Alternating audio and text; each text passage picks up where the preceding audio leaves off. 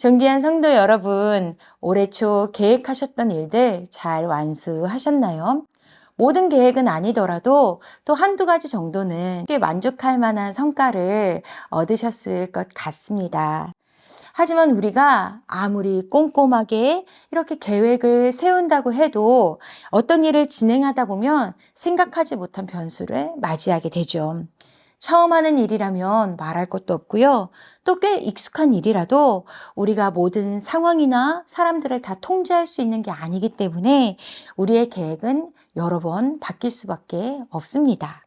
또 아주 변화무쌍한 우리 마음들도 이 또 큰 변수 중에 하나입니다. 기대를 품고 또 새로운 일을 이렇게 시작하려고 했지만 어려움이 닥치면 하지 말까 하는 마음이 들기도 하고요. 또 반면에 관심이 없었던 것들에 큰 또 마음을 빼앗길 때도 있습니다.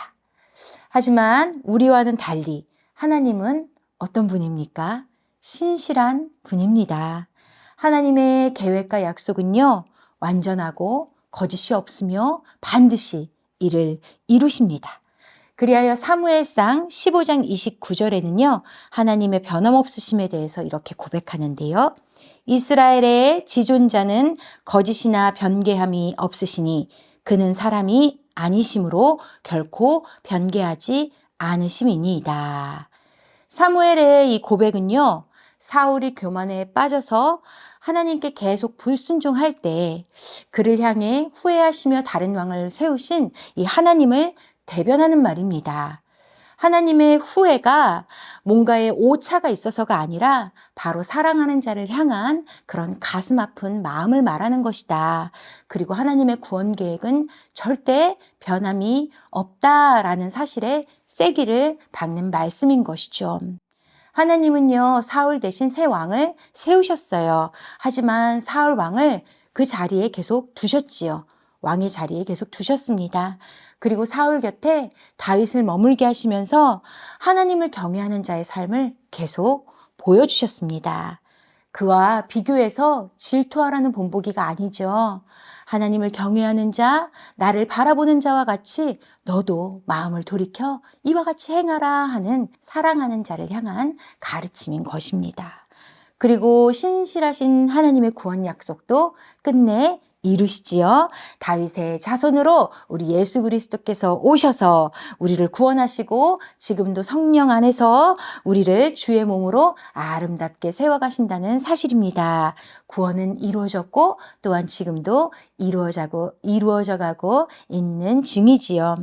그러니 우리도 처음만 하나님께 이렇게 붙어 있다가 점점 하나님과 멀어지는 사울과 같은 삶이 아니라 오직 하나님만을 믿고 신뢰하며 하나님의 뜻을 모두 순종하여 이루신 이 예수님과 영원히 하나 되어 살아가야 하는 줄 믿습니다. 예수님은 오늘 우리에게 포도나무와 가지의 비유를 통해서 우리를 그분 안으로 초대해 주셨다는 사실을 뚜렷하게 보여주십니다. 존귀한 아이비교회 성도 여러분, 다가오는 새해뿐만 아니라 영원히 주님과 함께할 자들인 우리들이 이 추운 겨울과 같은 이 인생길에서 어떻게 주님 안에 거할지 또한 더욱 굳건하게 자라갈 수 있는지 오늘 우리 세 가지 방법을 통해 함께 볼 수 있기 원합니다. 자, 첫 번째, 보이지 않아도 신뢰해야 합니다. 성도님들은 봄, 여름, 가을, 겨울 중 어떤 계절을 가장 좋아하시나요? 네, 지구의 모든 나라가 사계절을 뚜렷하게 갖고 있는 것은 아니죠. 지구가 23.5도 이렇게 기울어져서 태양 주위를 돌고 있기 때문에 남극과 북극은 여름에도 춥고요. 또 적도 부근의 지역은 1년 내내 열대 기후를 나타내죠. 하지만 기온 변화가 그렇게 크지 않은 이 지역들도 작은 계절의 변화가 있습니다. 극지방의 경우에는 여름에 해가 지지 않는 백야가 펼쳐지고요. 또 겨울에는 하루 종일 해가 뜨지 않는 극야로 변하죠. 이처럼 겨울이라는 시간은 어둠이 길어지고 또 더 깊은 추위가 우리를 이렇게 파고드는 그런 시간입니다. 겨울이 되면 봄과 여름과 가을에 그 찬란했던 시간들을 참 무색하게 만듭니다. 풍성하고 화려했던 나뭇잎은 다 떨어지고 앙상한 모습만 남게 되죠. 그것을 보면서 우리는 혹시 죽은 거 아닌가? 내년 그 봄에 다시 싹을 틔울 수 있을까? 이러한 의심조차 들게 만듭니다. 하지만 우리가 눈에 보이는 게 다가 아니라는 사실을 우리는 기억해야 합니다. 놀랍게도 식물도 겨울에 잠을 잔다는 사실을 아십니까? 동물이 겨울에 잠을 자듯이 식물들도 추운 겨울을 이겨내기 위해서 잎을 다 떨구고 땅속 뿌리의 영양분을 가득 비축하여 봄을 기다린다고 합니다. 겉으로 보기에는 생명이 멈춘 듯 보이지만 이 보이지 않는 깊은 땅속은 지열로 인해서 영상의 기온을 유지하고 있고, 그래서 겨울 내 그 생명의 근원인 뿌리와 이 줄기가 더 굳건하게 연결되어서 생명을 터뜨릴 준비를 하는 시간이 바로 겨울이라는 것입니다. 그러니 우리 삶에도 이러한 어둠이 깊어지고 추위가 살을 에이는 그러한 겨울이라 할지라도 이 시간을 잘 보낼 지혜가 필요하다라는 것이지요. 우리 삶에 정말 소망이 보이지 않을 때가 있어요. 그리고 정말 이러다가 열매도 하나 제대로 맺지 못한 채 내 삶이 혹시 끝나는 건 아닐까 이렇게 낭망하는 시간도 있지요. 그런데 이러한 근심과 두려움이 우리를 감쌀 때 우리는 어떻게 해야 하는 걸까요? 만약 그때 우리가 우리의 계획, 우리의 감정을 앞세워서 섣부르게 나를 증명하려 한다면 우리는 강하고 이 차가운 바람을 이기지 못하고 금세 얼어버릴 것이에요. 때문에 인생의 겨울날 우리는 땅속의 시간에 집중해야 한다는 것입니다. 땅속의 시간은 바로 예수님과 깊이 연결되는 시간입니다. 먼저는요, 예수님을 더 깊이 믿어야 합니다. 우리의 온전치 못한 계획, 또한 요동하는 이 모든 마음들을 다 있는 그대로 주님께 내려놓는 것이지요. 이는 포기가 아니라 의탁입니다. 왜냐하면 주님이 우리를 가장 잘 아시고 또 주님이 우리를 가장 사랑하시며 우리를 향해 가장 선하고 완전하신 그 시간표와 방법대로 우리를 인도하시기 때문이지요. 우리는 이러한 주님의 신실하심을 더욱 믿어야 할 것입니다. 또 예수님께 꼭 붙어 인내의 시간을 보내야 합니다. 인내는요, 가만히 허송세월을 보내는 것이 아닙니다. 우리가 주님의 사랑과 생명으로 가득 채워지는 시간입니다. 이 뿌리가 영양분으로 가득 채워지는 것처럼 말이죠. 그래서 우리에게 닥치는 어떤 어려움, 유혹, 이런 모든 것들이 있을지라도 이 주님을 향해 뿌리 내린 우리의 믿음이 뽑히지 않도록 정말 기도와 말씀을 통해서 예수님을 더 깊이 경험하는 시간이 바로 땅속의 시간이며 인내의 시간인 것이지요. 물론 우리에게 닥친 이 겨울의 시간들이 얼마나 길지는 잘 알지 못합니다. 하지만 주님께서 매일 아침 우리에게 변함없이 해를 뜨게 하시는 것처럼 머지않은 날에 이 봄날을 열어주실 것이며 또 그때에 주님께 꼭 붙어있던 우리들은 반드시 싹을 틔우며 열매를 맺을 수 있음을 믿으시길 축복합니다. 그러니 이렇게 보이지 않는 땅속의 시간을 결코 두려워하지 마시기 바랍니다. 지금도 우리를 꼭 붙드시는 이 주님 안에 거함으로 주님을 온전히 믿음으로 인내함으로 귀한 소망의 겨울이 되시기를 주님의 이름으로 축복합니다. 둘째는 화려하지 않아도 신뢰해야 하는 것입니다. 우리는요, 예수님께 붙어있는 가지라면 언제나 화려한 꽃이 가득하고 푸르른 잎사귀가 풍성히 맺혀지는 그런 모습으로 살아가야 하는 것이 아닌가 하고 생각합니다. 하지만요, 365일 내내 꽃과 이파리가 피어있는 식물은 조화이거나 아니면 생활화하여도 하우스 안에 있는 식물입니다. 하우스의 꽃들은요, 밤이 없습니다. 언제나 정해진 그 수분과 일조량, 온도를 유지하면서 금세 자라나지만 또 금세 베어져 버리지요.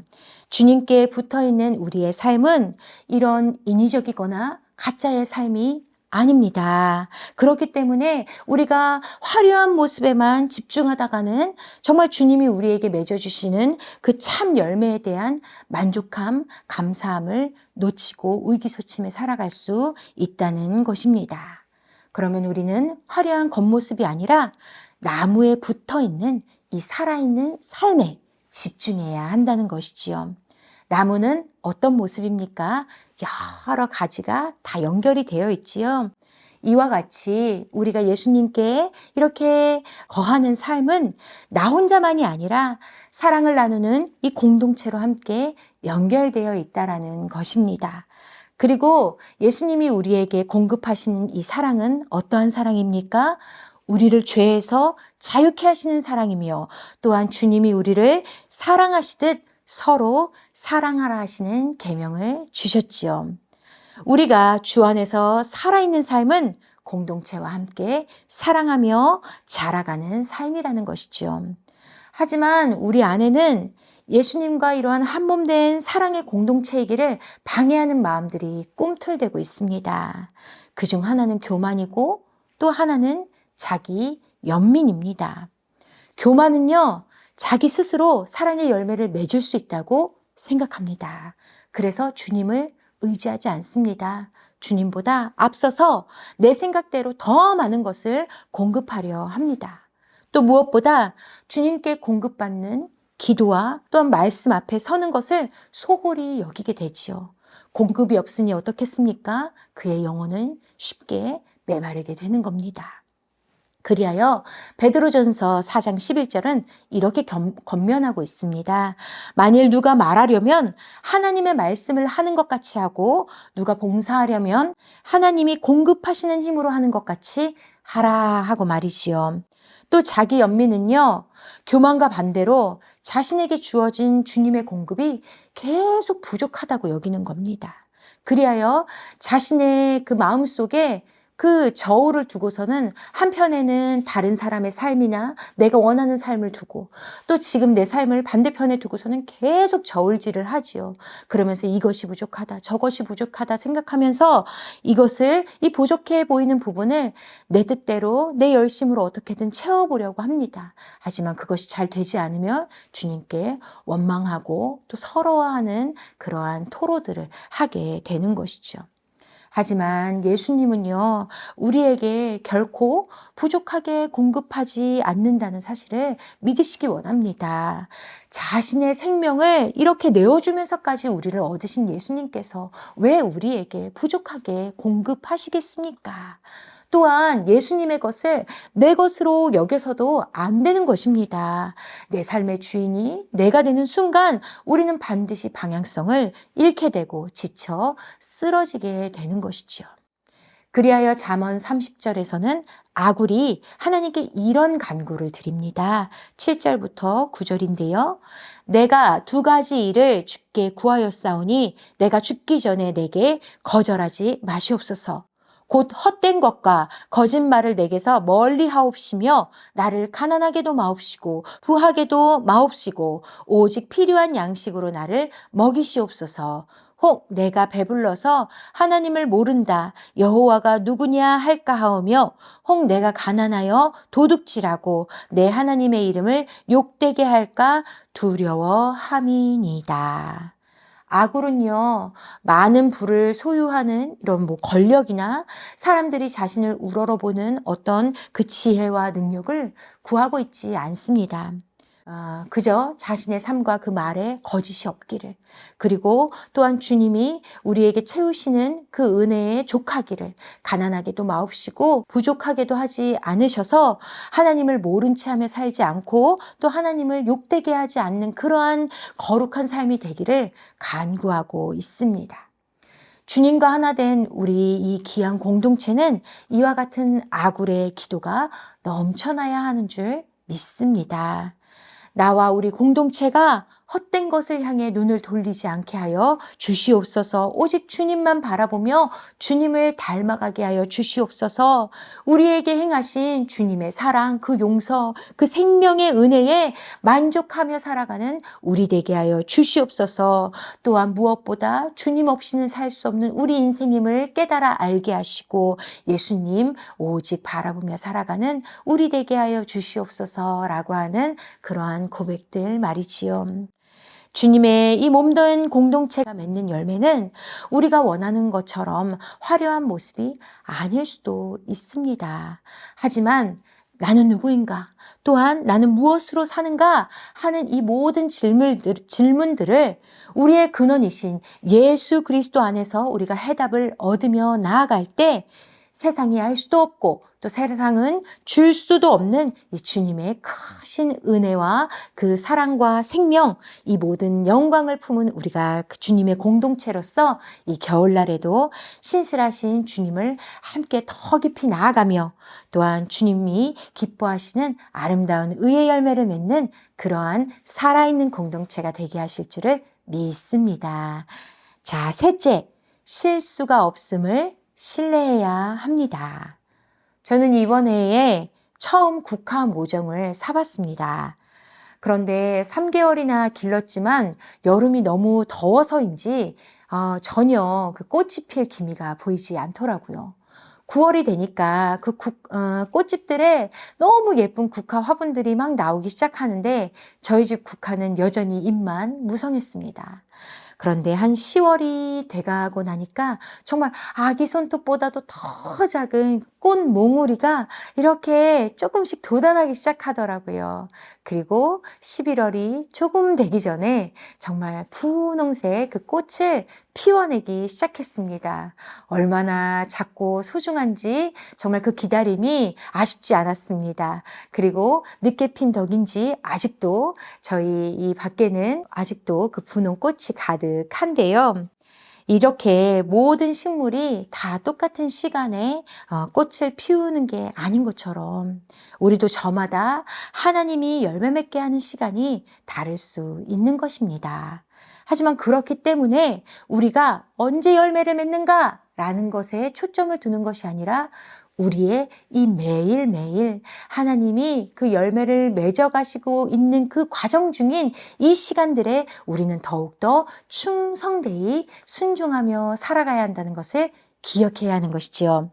놀랍게도요, 우리가 이 작은 일에 최선을 다해 살아갈 때 주님은 우리에게 이렇게 칭찬하십니다. 나의 착하고 충성된 종아 하고 말이지요. 이 충성되다라는 것은 하나님의 신실하심과 같은 단어를 사용하십니다. 정말로 우리가 이렇게 하나님 앞에 살아가는 것이 어떤 한치의 오차도 없고 거짓도 없고 완전하기 때문에 주님이 우리를 이렇게 칭찬하시는 걸까요?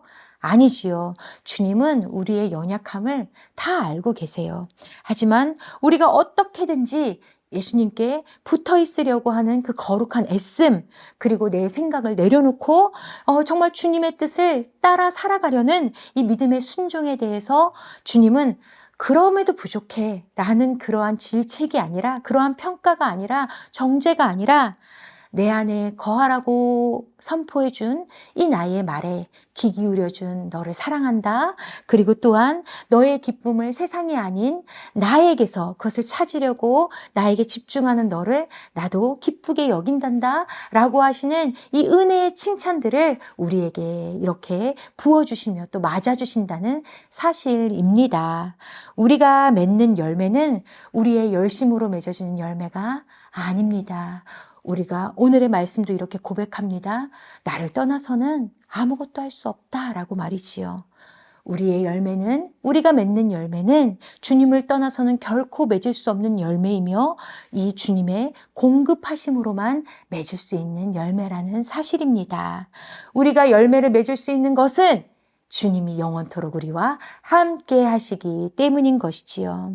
그러니 이 겨울날 잘 보이지 않고 또 잘 모르겠지만 지금도 주님은 우리 삶에 함께 하시고 지금도 열매를 맺는 그 과정 가운데 우리를 인도하신다는 사실을 기억하시기 바랍니다. 그러니 2025년 얼마 남지 않았지요. 이 남은 2, 3일도 또한 새로 맞이하는 2026년에도 우리가 집중해야 할 것은 내가 얼마나 완벽해야 할 것인가가 아니라 신실하신 주님을 오직 계속 바라봐야 하겠다. 또한 주님의 뜻을 귀 기울여야 하겠다. 주님의 말씀에 더 한 걸음이라도 가까이 나아가 따라가야 하겠다라는 사실을 마음에 품으시고 착하고 충성된 종이라 하시는 그 귀한 칭찬을 가득 누리시고 또한 우리 삶에 주님의 열매를 아름답게 맺으시기를 주님의 이름으로 축복합니다. 아멘. 저는요, 겨울이 되면요, 꼭 이 찬양이 그렇게 생각이 납니다. 바로 김도연 씨의 봄이라는 그 고백인데요. 가사가 이렇습니다. 내가 염려했던 지난 날들과 영원히 계속될 것만 같았던 추운 겨울은 주님의 약속대로 흔적도 없고 내 하나님 행하신 일 만물이 찬양하느나 라는 고백이지요. 이번 주부터 더 추운 바람이 우리를 매섭게 흔들고 있습니다. 하지만 우리는 신실하신 주님께 붙어 있기 때문에 우리는 여전히 살아있는 자입니다. 주님께로 더 깊어지는 중이며 주님의 열매를 맺을 준비를 하고 있는 중인 것이지요. 그러니 우리 함께 믿음의 공동체가 손을 들어 이 소망의 기도를 떨어뜨리지 않고 오직 신실하신 주님의 그 공급하심에 따라 정말 아름다운 우리의 봄날을 겸손히 기다리는 우리가 되기를 주님의 이름으로 축복합니다. 아멘.